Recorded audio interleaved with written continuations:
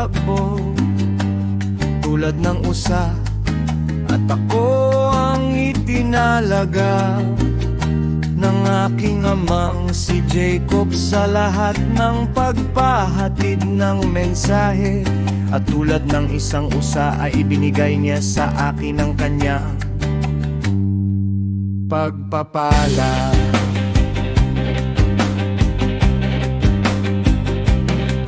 Sapagkat kung paanong alam ng magpapalayo ang bangang gagawin, kung gaano ang lalaman nito, at naghahanda ng putik ayon dito, gayon din naman nilalang ng alahayang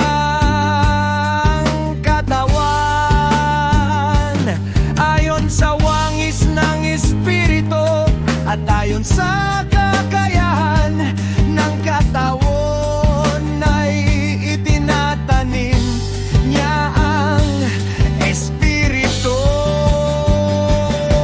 At ang isa'y hindi nagkukulang sa isa, kahit ikatlong bahagi ng isang hibla, sapagkat sa pamamagitan ng timbang, sukat at panuntunan nilikha ang lahat ng nilalang.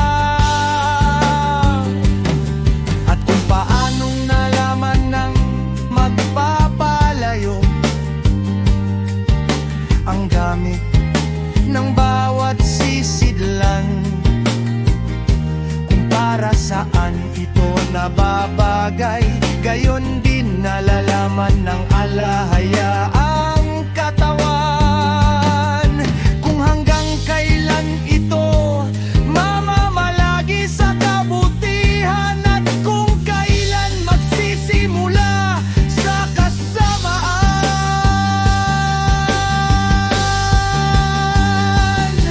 Sapagkat walang hilig o pag-iisip na hindi nalalaman ng alahayang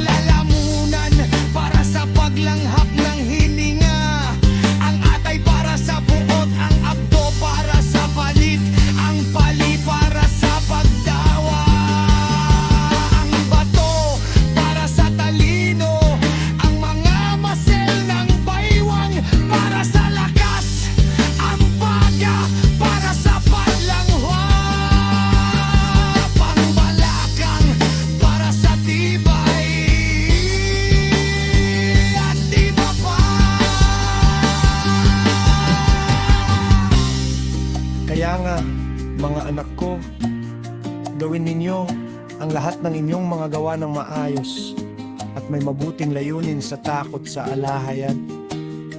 At huwag kayong gumawa ng alamang bagay niyang walang ayon sa pag-uutos o wala sa tagdang panahon.